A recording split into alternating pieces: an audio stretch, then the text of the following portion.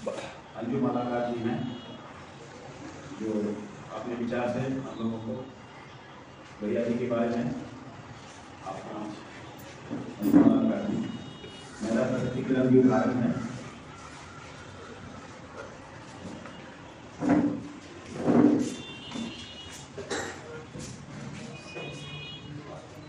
सम्माननीय अध्यक्ष महोदय, सभा संचालक महोदय, उपस्थित गणमान्यजन और प्यारे बहन, परमंडलीय बैच महापंचायत द्वारा आज समाजवाद के प्रवर्तक डॉक्टर राम मनोहर लोहिया, अंतरिक्ष यात्री और वैज्ञानिक कल्पना चावला और सिने कलाकार यह समारोह मनाने के लिए आप सभी का अभिनंदन और स्वागत है। मैं एक महिला हूँ और महिलाओं को हक दिलाने के लिए डॉक्टर लोहिया जी ने जीवन भर संघर्ष किया। इसके लिए मैं उनको सादर नमन करती हूँ। समाजवाद के प्रवर्तक डॉक्टर राम मनोहर लोहिया है। समाजवाद का मतलब समानता से है। पुरुष के बराबर महिला को सम्मान और अधिकार दिलाने के लिए डॉक्टर लोहिया बाबू आजीवन संघर्ष किया था। दशकों पहले कुछ हद तक आज भी महिलाओं को पुरुषों के काम की ड्यूटी समझी जाती थी। जिस तरह लूट से प्राप्त सोने चांदी का बंटवारा होता था, उसी तरह महिलाओं का बंटवारा होता था। हम अपनी दुनिया में जीते हैं, सुबह उठते हैं और घर के काम करने लग जाते हैं और आंख बंद होने तक सारा काम निपटाना हमारी अपनी व्यवस्था है। आज आपको ये सारे तथ्य अविश्वसनीय लगेंगे। सहज विश्वास नहीं होगा किसी कालखंड में महिला की ऐसी दुर्दशा थी, लेकिन यह हकीकत है, यह सच्चाई है। महिला को सम्मान का अधिकार, बराबरी का हक दिलाने के लिए कई दशकों तक आजीवन डॉक्टर लोहिया बाबू जी जान लगाकर संघर्ष किया था, जिनके संघर्ष का प्रतिफल है आज महिला पुरुष के समकक्ष है बराबर। आज की शिक्षा के कमी के कारण महिलाएं दुखद जीवन जीती है। आज आम महिलाओं को आगे आने के लिए, आगे बढ़ाने के लिए अनेक तरह से प्रयास किए जा रहे हैं। बिहार में पंचायती राज और नगर निकाय में बिहार की नीतीश सरकार ने 50% आरक्षण दिया है। परिणाम यह है कि पंचायती राज और नगर निकाय में महिला की भागीदारी 50% से अधिक हो गई है। बिहार पहला राज्य है जिसे पुलिस सेवा में महिला को 25% का आरक्षण दिया है। देश में बिहार पहला राज्य पुलिस सेवा में सर्वाधिक संख्या में महिला है। सेना में महिला को लिया जा रहा है। अब ये लड़ाकू विमान उड़ा रही है, रेल बस चला रही है, महिला पुलिस के समकक्ष खड़ी है। डॉक्टर लोहिया बाबू का सपना उनके मरने से 2-3 दशक बाद साकार हो गया। उन्होंने यह सफलता अपने जीवन काल में नहीं देखी, लेकिन अब उनकी आत्मा अवश्य तृप्त हुई होगी। सुना डॉक्टर लोहिया के चरणों में मैं शीश झुकाकर सत नमन करती हूँ, सादर प्रणाम करती हूँ। सिने अभिनेता शशि कपूर को सादर नमन करती हूँ। कल्पना चावला को श्रद्धा पूर्वक याद कर उन्हें भी सादर प्रणाम करती हूँ। माननीय अध्यक्ष संचालक महोदय के प्रति आभार व्यक्त करती हूँ। मंच को प्रणाम करती हूँ। आप सभी उपस्थित गणमान्य जनों और बहनों को धन्यवाद देती हूँ कि आपने सामान्य घरेलू महिला की बात गंभीरतापूर्वक सुनी। मुझे दूसरी के लिए क्षमा प्रार्थी हूँ। आप सभी का आभार व्यक्त है। आभार और धन्यवाद। जय डॉक्टर लोहिया, जय कल्पना चावला, जय शशि कपूर, जय परमंडलीय बैच महापंचायत।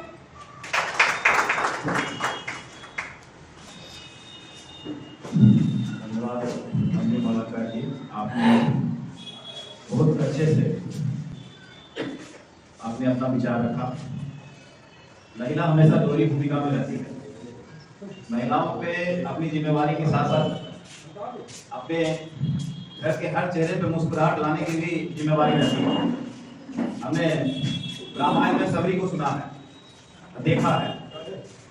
कोरोना काल में आपको रामायण, महाभारत, गीता जो कुछ भी है देखने का फिर से अवसर मिला था। सबरी राम जी को जब बैठ चढ़ के सिखाती है, तो हमारी माता और बहनें रोज सबरी का काम करती है। खाना बनाती है, बच्चों को टिफिन देती है, पहले नमक चखती है, अच्छा है कि नहीं है, उनको टिफिन भेजना है, जरा और अच्छा है कि नहीं है, कुछ कम ज्यादा तो नहीं हो गया। ये सबरी का काम हमारी महिला रोज करती है। तो महिलाओं को एक बार फिर से हमारी ओर से घर के काम के अलावा भी आज 5 की उपस्थिति ये साबित करता है कि महिला सशक्तिकरण में हम पीछे नहीं हैं। कोरोना काल में हम लंबे समय से कोई सभा नहीं कर पाए और सरकार की भी बाध्यता थी, लेकिन उसके बावजूद भी जो सभा लंबे अरसे से हम लोगों को कहीं भी कोई सभा करने का मौका नहीं मिल रहा था, उसके बाद भी आज इतनी उपस्थिति है, तो हम एक बार फिर से आप लोगों को धन्यवाद करते हैं कि आप इतना कम समय में अपने कार्य को करते हुए, सामाजिक बंधन को निभाते हुए आज पलटनगर वेस्ट महापंचायत के बुलावे पे आप आए हैं, इसके लिए धन्यवाद।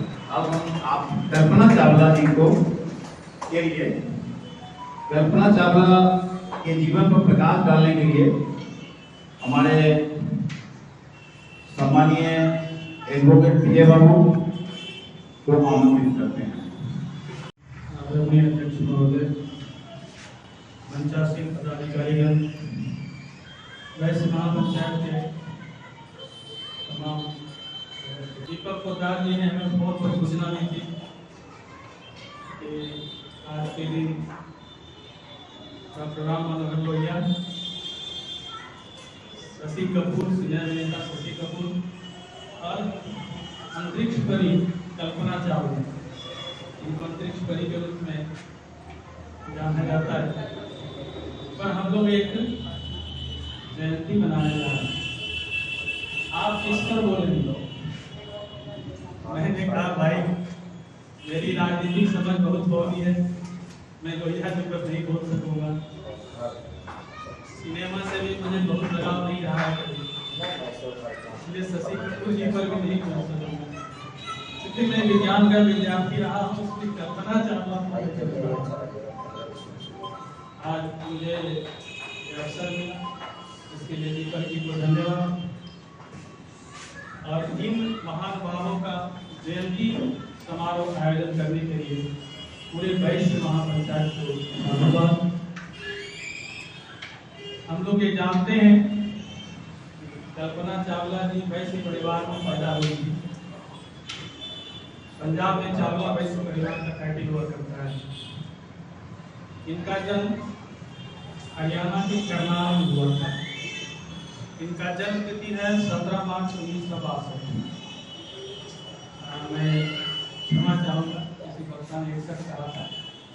इनका जन्म 17 मार्च 1962 में हुआ था। इनकी स्कूली शिक्षा करनाल में ही टैगोर बाल निकेतन सीनियर सेकेंडरी स्कूल से हुई थी। बाद में इन्होंने एरोनॉटिकल इंजीनियरिंग किया था 1983 में चंडीगढ़ यूनिवर्सिटी से। वो डिग्री इनका बीई का था, बैचलर ऑफ इंजीनियरिंग। बाद की पढ़ाई के लिए अमेरिका गई। टेक्सास यूनिवर्सिटी से इन्होंने अपना मास्टर डिग्री पूरा किया। वहाँ यहाँ जो उन्होंने बीटेक किया था वो 1982 में किया था। टेक्सास यूनिवर्सिटी से मास्टर डिग्री 1984 में किया। इसके बाद टोरंटो यूनिवर्सिटी से उन्होंने पीएचडी की और तत्पश्चात 1988 में वो नासा ज्वाइन किया। इन्होंने 1991 में अमेरिका की नागरिकता ली। जिस समय वो मरी वो भारत की नहीं बल्कि अमेरिका की नागरिक थी। वहाँ काम करने के दौरान नासा का एक प्रोजेक्ट हुआ करता था। उसने यान बनाया था जिसे कोलंबिया शटल के नाम से जाना जाता है, और लगभग हर 5 साल पर उसे अंतरिक्ष में भेजा जाता था और कुछ एक्सपेरिमेंट किया जाता था। उसी क्रम में इनका भी सिलेक्शन हुआ, क्योंकि एरोनॉटिकल इंजीनियरिंग से बीई थी और अपने इंजीनियरिंग के दौरान ही ये बहुत अच्छी पायलट हुआ। ट्रेनिंग पायलट बहुत अच्छी हुआ करती थी, तो इनको भी मौका मिला उस अंतरिक्ष अभियान का हिस्सा बनने का। सबसे जो पहली अंतरिक्ष उड़ान उनकी हुई वो 19 नवंबर 1997 को हुई। उसमें इनको रोबोटिक आर्म हैंडलिंग का दायित्व दिया गया। उस मिशन में जो टॉपिक था या जो काम था एक लैब को अंतरिक्ष में स्थापित करना था। नासा के द्वारा नेपच्यून लैब था, उसको अंतरिक्ष में स्थापित करना था, लेकिन दुर्भाग्यवश वह मिशन सफल नहीं हुआ, असफल हो गया। और चूंकि रोबोटिक आर्म हैंडलिंग का दायित्व कल्पना चावला पर था, इसलिए कल्पना चावला पर जांच कमीशन बैठाया गया नासा के द्वारा। ये फेल्योर आखिर हुआ क्यों? फिर भी उस मिशन में अंतरिक्ष यात्री वहां 15 दिन 16 घंटा बिताकर और लगभग पृथ्वी का 221 चक्कर लगाकर वापस धरती पर लौटा। उस मिशन में 4 यात्री थे, चारों सर्वप्रथम वापस आ गए। फिर वो जांच कमीशन पूरा जांच किया और पता चला कि उसमें कल्पना चावला का कोई दोष नहीं था। वास्तव में वो सॉफ्टवेयर की गड़बड़ी के कारण हुआ और वो जो लैब सफल नहीं स्थापित हो सका था, वो अंतरिक्ष में खो गया। उसको पकड़ने का दायित्व था रोबोटिक आर्म को। रोबोटिक आर्म को पकड़ के वापस लाता, वो नहीं पकड़ सका क्योंकि 2 अंतरिक्ष यात्री को अंतरिक्ष में जाना पड़ा, वाट करके उसको पता चलाना पड़ा, इसलिए जांच कमीशन में गया। फिर दूसरी उड़ान जो उसकी थी वो 2003 में, जनवरी 2003 में, तिथि संभवतः 6 जनवरी या 16 जनवरी थी, 2 में से कोई एक था, मैं तिथि भूल रहा हूँ। उनकी दूसरी उड़ान थी। उसके जो रिसर्च का वर्क था वो था gravitational effect on micro organism. ये रिसर्च का टॉपिक था। इसके लिए ही 7 अंतरिक्ष यात्री गए थे। लेकिन दुर्भाग्यवश जिस समय वो उड़ान पर गया था, उसी समय हीट सिंकिंग फोम होता है जो अंतरिक्ष यान बनाया जाता है, जब वो हवा के परत को पार करके जाता है तो बहुत ज्यादा घर्षण होता है और उससे बहुत ज्यादा ऊष्मा उत्पन्न होता है। उससे यान गर्म नहीं हो जाए, गर्म होकर पिघल नहीं जाए, उससे बचाने के लिए उस पर एक फोम का परत चढ़ाया जाता है। क्योंकि यान का जो भी अंतरिक्ष यान होता है उसका जो वेग होता है बहुत ज्यादा होता है। हम थोड़ा विज्ञान की भाषा में बात करेंगे कि धरती का एस्केप वेलोसिटी होता है 14 किलोमीटर प्रति सेकंड और कोई भी अंतरिक्ष यान तभी जा सकता है जब उसका स्पीड 14 किलोमीटर प्रति सेकंड से ज्यादा। अगर उससे कम रहेगा तो वापस धरती पर गिर जाएगा। इतना अधिक वेग से जब जाता है वो हवा के घर्षण के कारण बहुत अधिक ऊष्मा उत्पन्न। इस अभियान में उसका जो शटल का फोम था, एक ब्रीफकेस के आकार का फोम टूट गया और वो टूटकर वायुसेना में, अंतरिक्ष से वायुसेना में टकरा गया और वहां भी इलेक्ट्रॉन थे। अंतरिक्ष यान में बैठे यात्रियों को ये पता नहीं था, लेकिन नासा के जहां कंट्रोल रूम में जितने लोग बैठे थे उन सबको पता था और उन सबको ये आभास हो गया था अब ये लोग जिंदा वापस नहीं जाएंगे। सबको पता था क्योंकि उसको रिपेयर करना संभव नहीं था और जो अंतरिक्ष में लोग चला गया है तो उसको धरती पर लौटकर ही आना है। 2 ही स्थिति है, या तो वो अंतरिक्ष में तब तक जिंदा रह सकता है जब तक उसके पास ऑक्सीजन है, ऑक्सीजन खत्म होगा वहीं पर के घूमते रहेगा, या फिर धरती पर लौटेगा तो वो यान जो है वो जल के खत्म हो जाएगा और सारा लोग मरेगा। यहाँ के लोगों को पता था, लेकिन उन अंतरिक्ष यात्रियों को नहीं बताया गया क्योंकि बाद में जो यहाँ प्रोजेक्ट मैनेजर थे उस अभियान के, उन्होंने इस राज को खोला कि हम लोगों को ये पता था कि वो लोग जिंदा वापस नहीं आएंगे, फिर भी उन लोगों को ये जानकारी नहीं दी गई ताकि हम लोग चाहते थे कि पहला उद्देश्य था हम लोगों का जिस प्रयोग के लिए वो लोग गए हैं वो प्रयोग सफलतापूर्वक पूरा हो, और दूसरा उद्देश्य था कि उन लोगों को अगर पहले बता देंगे तो प्रयोग भी नहीं होगा और अंतिम समय वो लोग ढूंढ कर जिए। इसीलिए जब तक जिंदा रहें वो मजे में रहें, आराम से आनंद से काम करें, इसलिए लोगों को बताया नहीं गया। जब वहां से अंतरिक्ष वापस लौटा और धरती के वायुमंडल में प्रवेश किया तो मात्र 16 मिनट बाकी रह गया था धरती पर लैंड करने के लिए। उसमें उष्मा बढ़ने लगी और इतना अधिक उष्मा हो गया उसमें आग लग गया और टुकड़ों में बिखर गया और वो बिखर गया। वो 7 यात्री उसमें मारे गए। हम लोग इस महान सपूती पुत्री के याद में आज मना रहे हैं जयंती समारोह के गर्व की बात है। लेकिन यहाँ मैं एक चीज कहना चाहूंगा कि क्या वो वैश्य परिवार की बेटी थी?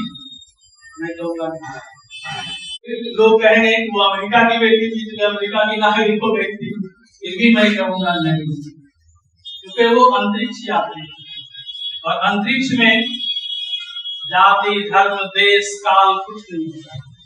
देश की सीमाएं वहां नहीं होती है। वहां न पूरब होता है, न पश्चिम होता है, न उत्तर होता है, न दक्षिण होता है, न ऊपर होता है, न कुछ नीचे होता है। वहां होता है सिर्फ टाइम और कुछ नहीं होता। हम लोग फिजिक्स में पढ़ते हैं ये जो दुनिया है ये 3 डायमेंशनल, जिसमें एक्स वाई जेड कोऑर्डिनेट होता है, 3 डायमेंशन होता है, लंबाई चौड़ाई और ऊंचाई। आइंस्टीन ने जब थ्योरी ऑफ रिलेटिविटी दिया उसने चौथा डायमेंशन जोड़ा टाइम। एक डायमेंशन टाइम भी होता है। जब अंतरिक्ष में लोग जाता है तो वहां सिर्फ चौथा डायमेंशन जो होता है वही महत्वपूर्ण होता है, बाकी तीनों डायमेंशन जो है उतना महत्वहीन हो जाता है। इसलिए अगर मान लीजिए अंतरिक्ष में किसी एलियन से आपकी मुलाकात हो तो आप वहां क्या कहेंगे? मैं मुंबई से आया हूँ या मैं भारत से आया हूँ? नहीं, वहां कहेंगे मैं पृथ्वी से आया हूँ। इसलिए मैं कल्पना चावला को धरा पुत्री मानता हूँ और इसी नाते उन्हें सत नमन करता हूँ।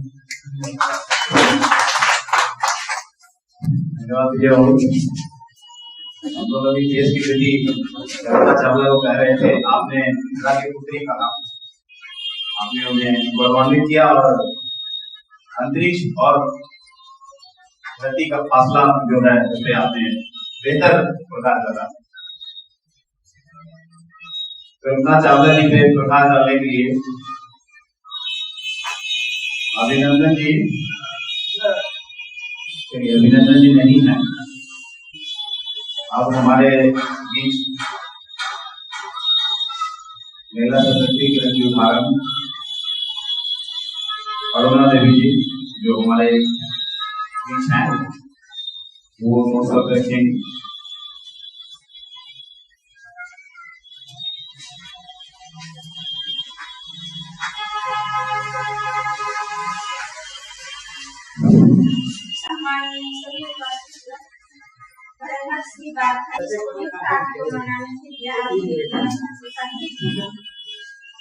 हम सब सबसे पहले हम अपने डॉक्टर राम मनोहर लोहिया जी को प्रणाम करते हैं, शशि जी को प्रणाम करते हैं और चावला जी को प्रणाम करते हैं। हम महिलाओं को सबसे ज्यादा जिम्मेदारी होती है, सबसे ज्यादा जिम्मेदारी होती है। हम महिलाएं ही निर्माण करते हैं। हमारे महापुरुष महान कैसे बने? सद्गुण से बने, अच्छे गुण से लोग महान बनते हैं और महान व्यक्ति से तो हमें सद्गुण को अपनाना चाहिए। अच्छाइयाँ बुराइयाँ तो हर किसी में होती है, हमें बड़े जनों का महापुरुषों का सद्गुण को अपनाना चाहिए और आगे बढ़ना चाहिए। उनको नहीं देखना चाहिए, उनको हमेशा पीछे छोड़ देना चाहिए। इन शब्दों के साथ मैं आप सबका धन्यवाद अर्पित करती हूँ। आपने करुणा जी का सुना,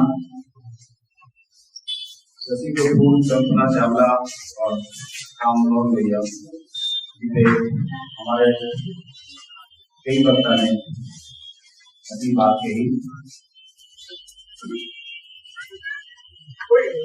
अब हमारे बीच सम्मानीय अतिथि अग्रज और जमातों से हमारे रविवार उपस्थित हैं और हम उनके मुखारबिंद से 18 मार्च 1974 का घटना 1974 जो समाजवाद का एक उदाहरण था, 1974 को रविवार ने जिया है, उन्होंने देखा है, उसमें भाग लिया है। तो हमारे बीच वैसे लोग जो उसको जिए हैं उनके बीच में रवि बाबू भी हैं, कई लोग हमारे 1974 के साथी हैं। रवि बाबू हमारे बीच हैं, आप हम रवि बाबू का सुने 1974 का धरना प्रदर्शन के बारे में सभी बाबू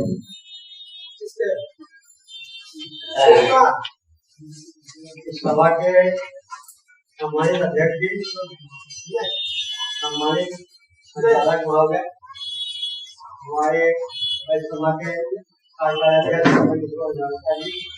उपस्थित हमारे उपस्थित भाइयों बहनों, महिला भाई, आज हम लोग डॉक्टर लोहिया की जयंती उपस्थित हुए हैं और हमको खबर दिया कि डॉक्टर लोहिया के बारे में आज की जैसे हमको जानकारी है कि लोहिया की 113वीं जयंती और उसी का प्रयत्न हमने लोहिया जिन्होंने सामाजिक न्याय को आगे बढ़ाया, समाज में गरीब लोगों के लिए उन्होंने लड़ाई नहीं संघर्ष किया, उन्होंने समाजवाद का सिद्धांत दिया जिससे समाज में बराबरी आवे, समाज के लोगों को हक मिले और जो नीचे के तबके के लोग शोषित वंचित उसको हक मिले, उसको आगे जाने की मौका मिले। इसी के तहत उन्होंने साम्प्रदायिक सद्भाव को भी बनाए रखने के लिए कट्टर का विरोध किया। उन्होंने महिला सशक्तिकरण को आगे बढ़ाने के लिए महिला के शिक्षा को बढ़ावा दिया। ये लोहिया की देन है।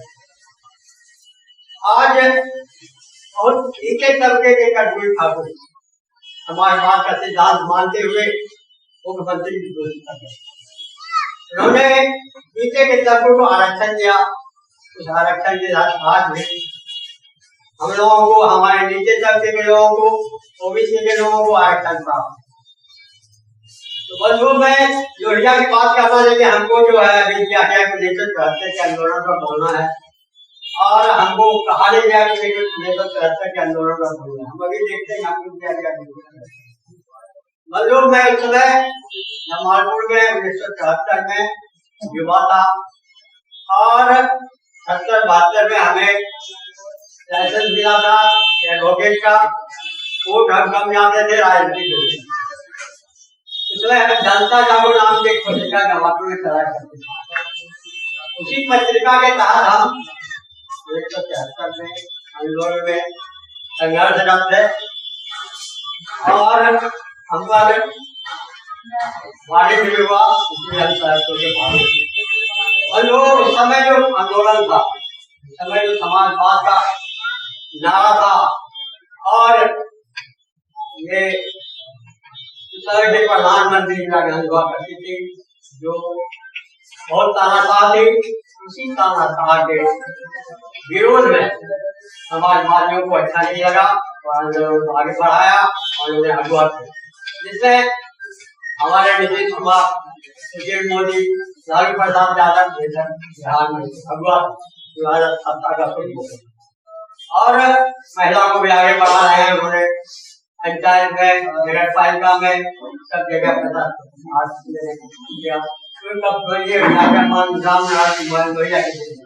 उन्हीं के चलते आज हो रहा है, महिला को आगे बढ़ाया जा रहा है, महिला को आरक्षण मिला और उसी फॉर्मूला की तरह हम ओबीसी के पिछड़ा में उस समय की लोहिया की एक बात हमें अखबार में देखने को मिला था, उसको हम याद करना चाहूंगे। अभी की राजनीति और उस समय की राजनीति क्या है। लोहिया जी जेल में बंद और जवाहरलाल जी प्रधानमंत्री। लोहिया जवाहरलाल जी को खड़ी खड़ी बनाया करते थे लोकसभा में, बहुत आलोचक के लिए, लेकिन वे जेल में बंद है। उनको भेजना था आम वर्दी लोहिया जी, माननीय प्रधान उस समय के प्रधानमंत्री जवाहरलाल को, लेकिन बहुत बड़े आलोचना करते थे। इसलिए लोगों ने देखा कि क्या करना है और वो किससे नीचे भेजे तो इंदिरा गांधी से। इंदिरा गांधी बात 13 साल और उसको लोग जो कांग्रेसी थे उनके अगल बगल थे, उनके क्या करना है, बोले ये हमारी नीति है, हम लोकसभा हमारे विरोधी है, हमारा आलोचना करते हैं लेकिन हम एक साथ बैठते हैं इसलिए निगाह हुई और उन्होंने भेजा कि हम अखबार में अगर की राजनीति और अगर की राजनीति आपको समझ में आ जाएगी। यही समाजवाद है और इसी समाजवाद को समझना है। इसी शब्दों से मैं भैया जी का नमन करता हूँ।